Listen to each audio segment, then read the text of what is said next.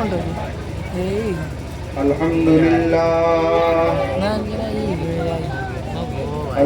لله رب العالمين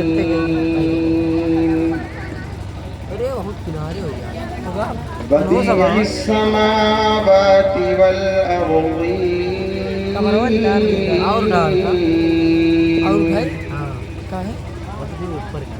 جامع الأولين والآخرين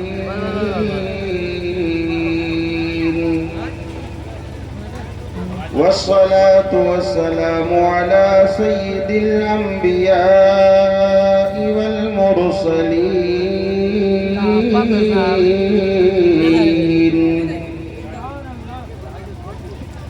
وعلى آله الطيبين الطاهرين وأصحابه المطهرين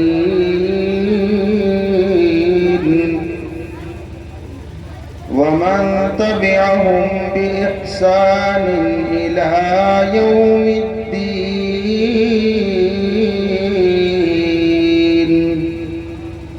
أما بعد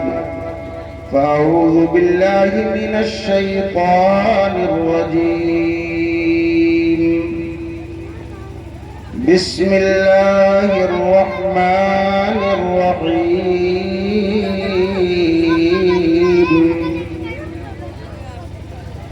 لقد كان لكم في رسول الله أسوة حسنة لمن كان يرجو الله واليوم الآخر وذكر الله كثيرا آمنت بالله صدق الله العظيم وصدق رسوله النبي الكريم ونحن على ذلك لمن الشاهدين والشاكرين والحمد لله رب العالمين أصفوف عرش سما بلغ العلا بكماله أسفرشتا تحت السرى كشف الدجى بجماله خير البشر خير الورى حسنت جميع خصاله حضرت محمد مصطفیٰ صلو علیہ وآلہ انتہائی عقیدت و احترام کے ساتھ بارگاہ مصطفیٰ علیہ التحیت و الثناء میں درود و سلام کا نذرانہ محبت پیش فرمائیں اور پڑھیں بآواز بلند اللہم صلی علی سیدنا و مولانا محمد معدن الجود والکرم وآلہ الکرام ابنہ الکریم امتہ الکریمہ وبارک وسلم برادران اسلام انتہائی خوش نصیب ہیں ہم اور آپ بالخصوص ام محترم جناب رمضان علی صاحب جنہوں نے اپنی دختر نیک اختر کے عقد مسعود کے موقع پر جشن عید میلاد النبی صلی اللہ علیہ وسلم کا انتہائی عظیم الشان پروگرام منعقد کر کے ہمیں اور آپ کو گناہ بخشوانے کا ایک عظیم الشان ذریعہ پیش کیا، اس لیے کہ یہ وہ محفل پاک ہے جس میں آنے سے بندوں کے گناہ معاف کر دیے جاتے ہیں، یہ وہ محفل پاک ہے جس میں بیٹھنے سے اللہ تعالی سیئات کو حسنات میں تبدیل فرما دیتا ہے، گناہوں کو نیکیوں میں بدل دیتا ہے۔ اگر میں یہ کہوں تو غلط نہ ہوگا کہ انہوں نے اس محفل کو قائم کر کے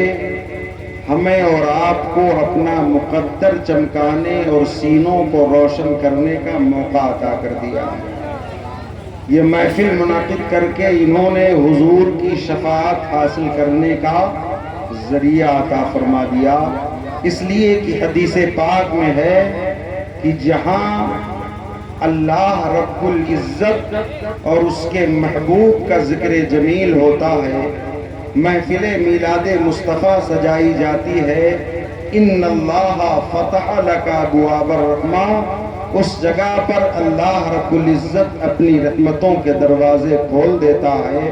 والملائکۃ کلہم یستغفرون لک، اور اللہ کے مقدس فرشتے اس محفل میں بیٹھنے والوں کے لیے دعائے بخشش و مغفرت کرتے رہتے ہیں۔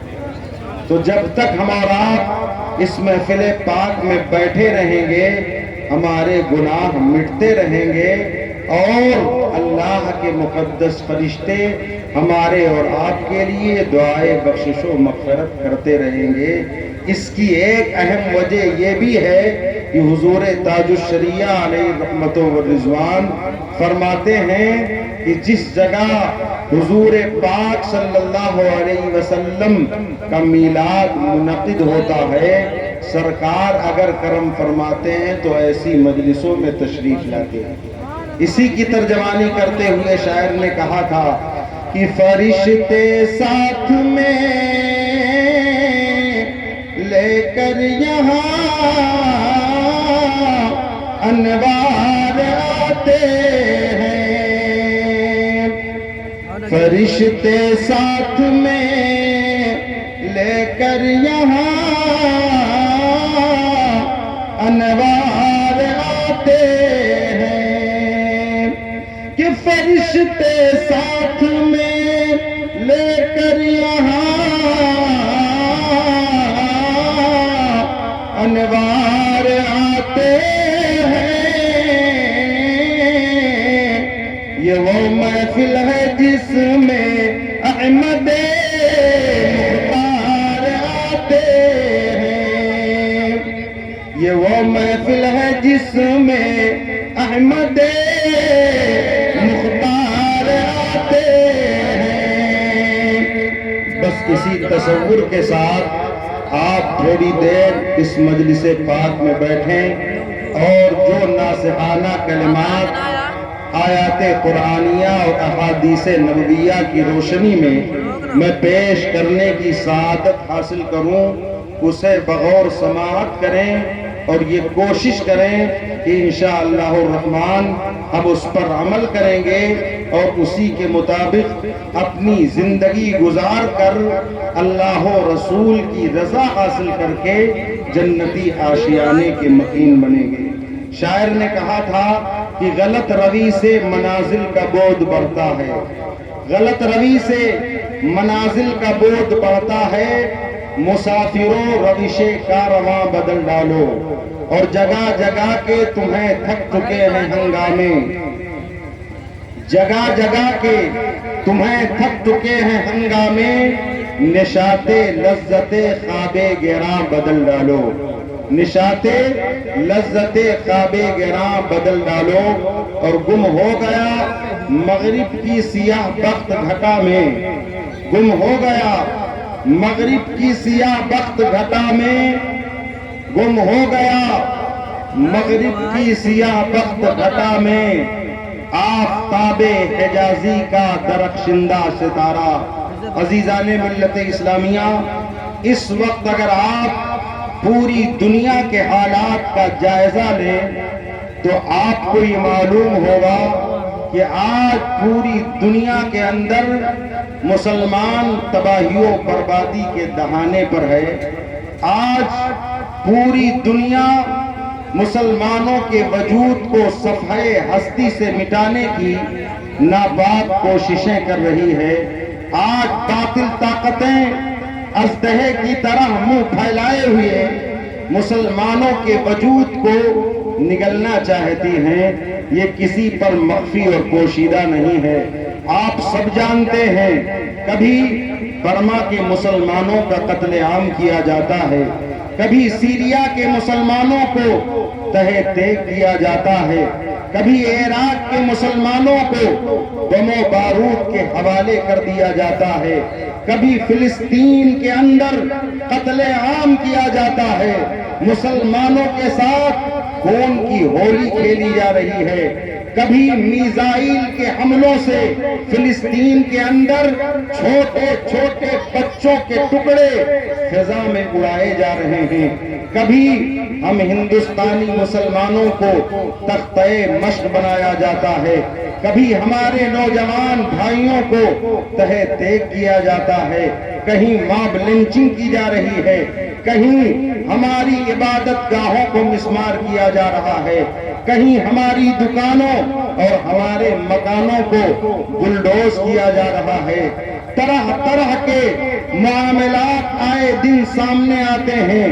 آپ سنتے ہیں دشمنان اسلام کے بیانات۔ کبھی یہ بیان آتا ہے کہ ہندوستانی مسلمانوں کو ہندوستان چھوڑ کر بنگلہ دیش جانا چاہیے یا پاکستان جانا چاہیے یا کسی اور شہر کا رخ یا ملک کا رخ کرنا چاہیے۔ طرح طرح کے اشتعال انگیز بیانات کے ذریعے مسلمانوں کا مذاق اڑایا جا رہا ہے، اسلام کی شبیہ بگاڑنے کی ناپاک کوششیں کی جا رہی ہیں۔ لیکن میں ان لوگوں سے کہنا چاہوں گا کہ جناب من، آپ نے ہندوستان کی تاریخ کا مطالعہ نہیں کیا۔ اگر آپ ہندوستان کی تاریخ پڑھتے تو آپ کو معلوم ہوتا کچھ بات ہے کہ ہستی مٹتی نہیں ہماری، کچھ بات ہے کہ ہستی مٹتی نہیں ہماری۔ برسوں رہا ہے دشمن دور زماں ہمارا،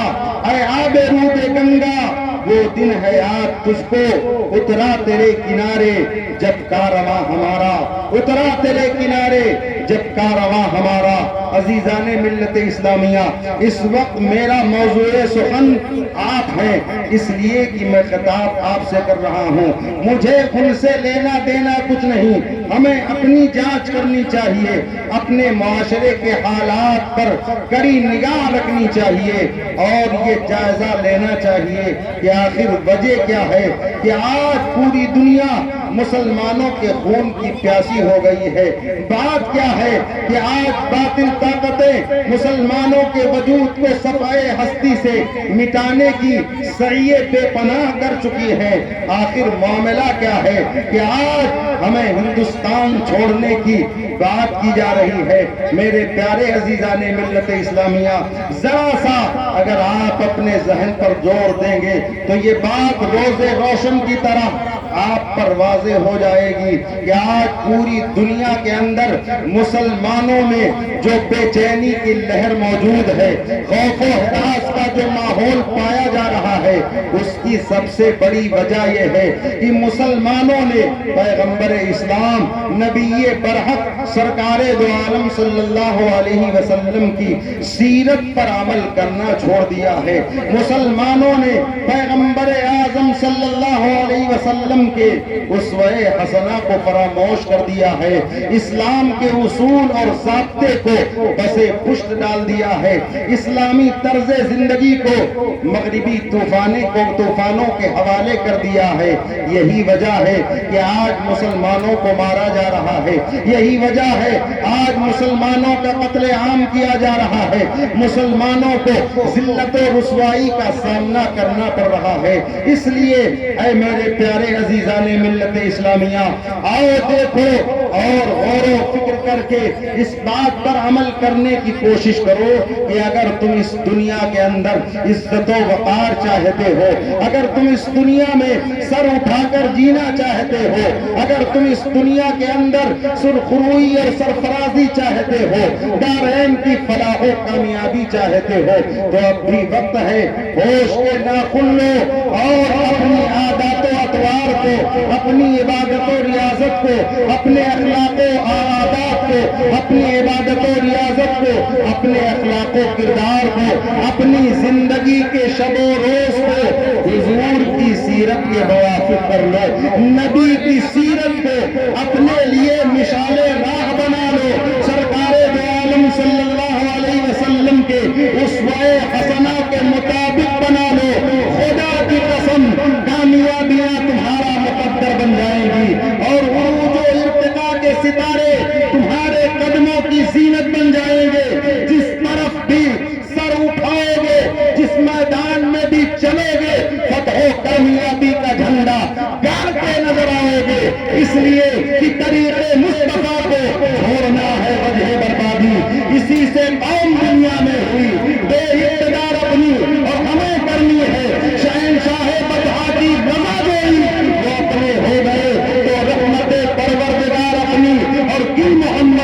آقا تمہیں تو ہم تیرے ہیں، یہ جہاں چیز ہے کیا لوح و قلم ہے۔ مسلمانوں میں صحیح کر دو بھیا، آواز کم کر دو، بہت زیادہ ہے، وہ کر رہا ہے، کوئی فائدہ نہیں ہے کیا؟ ٹھیک ہے کوئی بات نہیں، آخری بات حضرت کی تقریر اور ختم۔ اسی لیے اللہ تعالیٰ نے سورہ احزاب آیت نمبر 21 میں ارشاد فرمایا لَقَدْ كَانَ لَكُمْ فِي رَسُولِ اللَّهِ أُسْوَةٌ حَسَنَةٌ، اے لوگوں اگر تمہیں زندگی میں کسی آئیڈیل کی تلاش ہو، کسی رول ماڈل کی ضرورت ہو، کسی قائد، کسی رہبر اور کسی رہنما کی حاجت ہو، تو تمہیں کسی اور کے دربار میں جانے کی ضرورت نہیں، نبی کی بارگاہ میں آ جاؤ۔ پیغمبر اسلام کی زندگی تمہارے لیے بہترین نمونہ ہے، سرکار دو عالم صلی اللہ تعالی علیہ وسلم کی حیات طیبہ تمہارے لیے بہترین نمونہ ہے۔ اسی موقع کی ترجمانی کرتے ہوئے حکیم الامت جناب ڈاکٹر اقبال نے کہا تھا رخ مصطفیٰ ہے وہ آئینہ کہ اب ایسا دوسرا آئینہ، رخ مصطفیٰ ہے اب آئینہ کہ اب ایسا دوسرا آئینہ، نہ ہماری فکر و خیال میں نہ دکان آئینہ ساز میں، نہ ہماری فکر و خیال میں نہ دکان آئینہ ساز میں۔ میرے پیارے عزیزان ملت اسلامیہ، آپ تاریخ اسلام کا مطالعہ کریں تو آپ کو اسوہ مصطفیٰ صلی اللہ علیہ وسلم کے حوالے سے یہ پتا چلے گا کہ پیغمبر اسلام کی آمد سے قبل اس دنیا میں عورتوں کی کوئی عزت و عظمت نہ تھی، عورتوں کا کوئی مقام اور مرتبہ نہیں تھا۔ کفار مکہ بچیوں کو زندہ درگور کر دیا کرتے تھے، دشمنان اسلام لڑائیوں میں عورتوں کا پیٹ پھاڑ کر بچوں کو ذبح کر دیا کرتے تھے، مرد عورتوں کے ساتھ جانوروں سے بھی بدتر سلوک کیا کرتے تھے۔ لیکن جب نبی رحمت شفیع امت صلی اللہ علیہ وسلم رحمت للعالمین بن کر اس خاکدان گیتی پر جلوہ افروز ہوتے ہیں تو میرے پیارے عزیزان ملت اسلامیہ اسلام کا اجالا پھیلتا ہے، ظلم و ستم کی سیاہی ختم ہوتی ہے، ہر چہار جانب پرچم اسلام لہرانے لگتا ہے۔ میرے آقا سرکار دو عالم صلی اللہ علیہ وسلم کے اسوہ حسنہ اور آپ کی تعلیم نے ان عربوں پر ایسا اچھا اثر چھوڑا ہے کہ وہی مشرکین مکہ جو بچیوں کو زندہ دفن کر دیا کرتے تھے زحمت سمجھ کر، اب انہیں رحمت سمجھ کر اپنے گلے لگا رہے ہیں، انہیں اپنے لیے نجات اور بخشش کا ذریعہ سمجھ رہے ہیں۔ اس سے پتہ یہ چلا کہ سرکار دو عالم صلی اللہ علیہ وسلم کی مقدس تعلیم نے عورتوں کو جو عزت و مقام معاشرے کے اندر دیا ہے، اقوام عالم میں اس کی آپ نظیر نہیں پا سکتے ہیں، کہیں مثال نہیں لا سکتے ہیں۔ میرے آقا سرکار دو عالم صلی اللہ علیہ وسلم انہی بچیوں کے حوالے سے، انہی ماں اور بہنوں کے حوالے سے، انہی عورتوں کے حوالے سے تعلیم دی ہے اور ارشاد فرمایا خیرکم خیرکم لأہلہ وانا خیرکم لأہلہ، تم میں سب سے بہتر وہ ہے جو اپنی بیوی کے لیے بہتر ہو، اور میں تم میں سب سے بہتر ہوں اپنی بیوی کے لیے، سب سے بہترین حسن سلوک کرنے والا ہوں اپنی ازواج مطہرات کے ساتھ۔ اے میرے پیارے عزیزان ملت اسلامیہ، ذرا غور کرو اور اس حدیث پاک کو دیکھو کہ میرے آقا سرکار دو عالم صلی اللہ علیہ وسلم نے عورتوں کے ساتھ کس طرح سے حسن معاشرت کا مظاہرہ کیا ہے، عورتوں کے مقام اور مرتبے کو اس نے کتنے احسن انداز میں بیان کیا ہے۔ خود سرکار دو عالم صلی اللہ علیہ وسلم کی بڑی محبوبہ رفیق حیات ہیں حضرت سیدہ عائشہ رضی اللہ تعالی عنہا۔ جب ان سے پوچھا گیا کہ میرے آقا سرکار دو عالم صلی اللہ علیہ وسلم کا اخلاق اور کردار کیسا تھا، تو حضرت ام المومنین حضرت عائشہ صدیقہ رضی اللہ تعالی عنہا ارشاد فرماتی ہیں काना खुलुकुहुल कुरान, कुरान में जैसा तुमने लिखा देखा है वैसा ही नबी का अखलाक था, वैसा ही नबी का किरदार था, वैसे ही नबी की जिंदगी के शबो रोज थे। और सिर्फ इतना ही नहीं बल्कि उम्मुल मोमिनीन यहाँ तक इरशाद फरमाती हैं औरतों के हवाले से, इस सरकारे दो आलम रहमते आलम सल्लल्लाहु अलैहि वसल्लम औरतों पर इतने मेहरबान थे और अपनी अज़वाजे मुतहरात से इस कदर मोहब्बत फरमाने वाले थे। क्या फरमाती हैं कि मेरे आका जब घर में होते तो अपनी अज़वाजे मुतहरात के साथ कामों में हाथ बटाया करते थे। उम्मुल मोमिनीन फरमाती हैं अगर हम लोग तवे में रोटी डाल दिया करती तो सरकारे दो आलम सल्लल्लाहु अलैहि वसल्लम उस रोटी को तवे में उलटते पलटते रहा करते थे। मेरे आका सरकारे दो आलम सल्लल्लाहु अलैहि वसल्लम औरतों से मोहब्बत का इजहार फरमाते। उम्मुल मोमिनीन फरमाती हैं कि हम खूब समझती थी कि मेरे आका ये काम हमारी दिलजोई में कर रहे हैं, हमारी मोहब्बत में कर रहे हैं और अपनी उम्मत को तालीम देने के लिए कर रहे हैं। उम्मुल मोमिनीन हजरत आयशा सिद्दीका रज़ी अल्लाह ताला अन्हा यहाँ तक इरशाद फरमाती हैं कि अगर मैं गोश्त की बोटी का कुछ हिस्सा काट कर खा लेती, हजरत सरकारे दो आलम सल्लल्लाहु अलैहि वसल्लम उसे खाना चाहते तो पूछते कि ऐ आयशा बताओ तुमने कहां से इसे काट कर खाया है। फिर मेरे आका अपना दंदाने मुबारक वहीं से लगाकर खाया करते थे जहां से आयशा ने खाया होता। उम्मुल मोमिनीन यहाँ तक इरशाद फरमाती हैं कि अगर मैं प्याले से मुंह लगाकर पानी पी लेती, सरकार उसे पीना चाहते तो इरशाद फरमाते आयशा बताओ तुमने कहां अपना मुंह रखकर पानी पिया है, मैं भी वहीं अपना मुंह रखकर पानी पीना चाहता हूं जहां से तुमने पिया है। मैं पूछना चाहता हूं मेरे आका ऐसा क्यों कर रहे हैं? ऐसा सिर्फ इसलिए कर रहे हैं ताकि हजरत आयशा खुश हो जाए और मेरी उम्मत को तालीम मिल जाए कि औरतों के साथ किस तरह हुस्ने माशरत का मामला करना चाहिए, औरतों के साथ किस तरह जिंदगी गुजारनी चाहिए,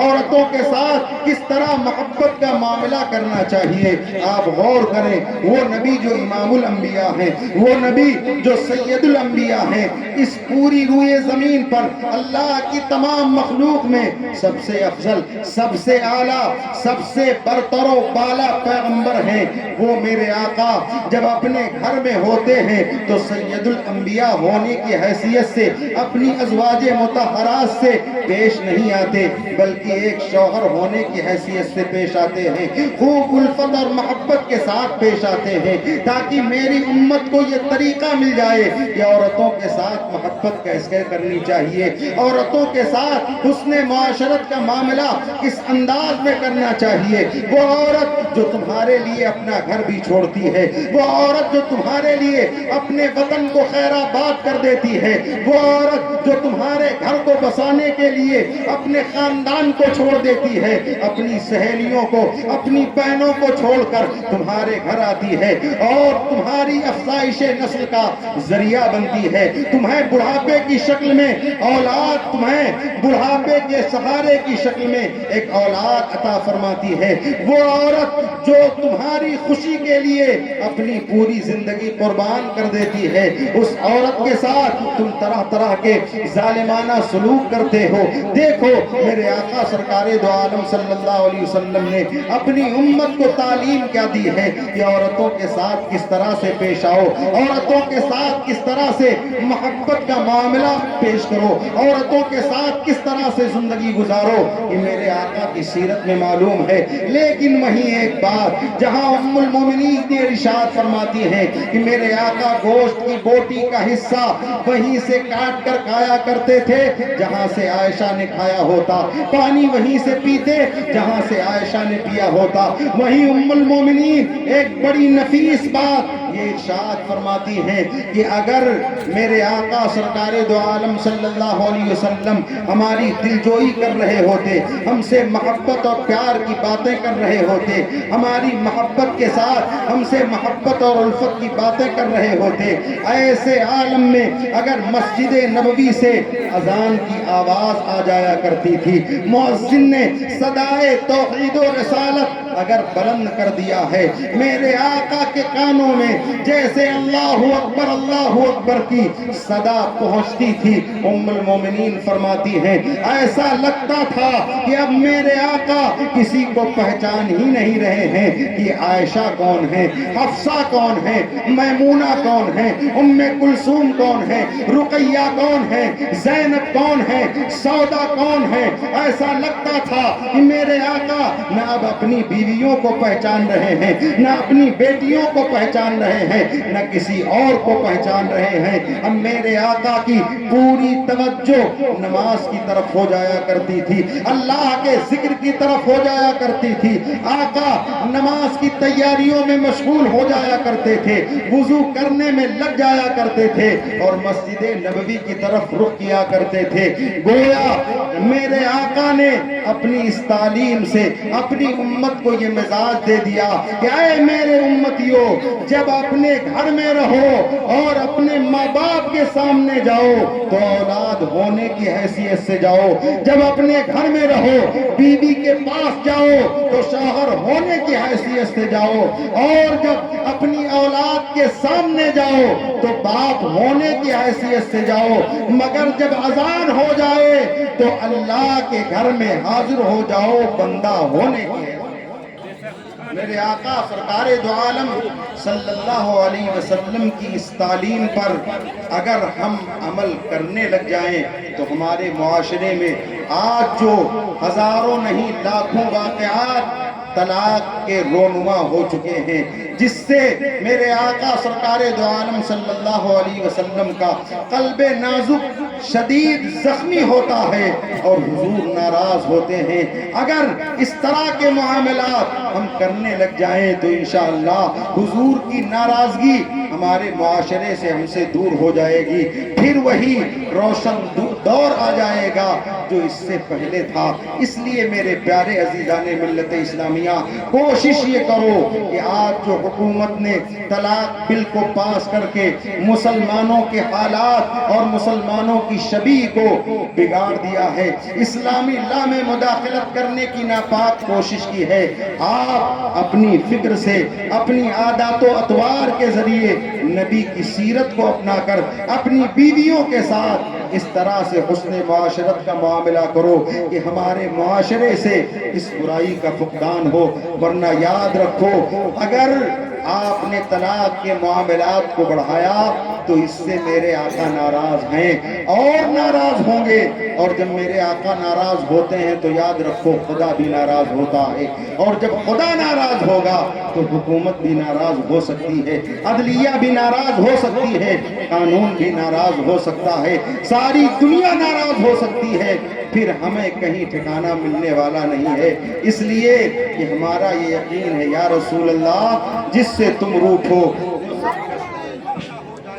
اور جس کو تم چاہو وہ قطرہ ہو تو دریا ہو جائے۔ پروردگار عالم کی بارگاہ میں دعا ہے کہ اللہ رب العزت اس مختصر سی گفتگو پر پہلے مجھے، اس کے بعد حاضرین کو عمل کی توفیق عطا فرمائے۔ پڑھیے استغفر اللہ ربی من کل ذنب واتوب الیہ، لا الہ الا اللہ محمد الرسول اللہ وآخر الکلمات وما علینا الا البلاغ۔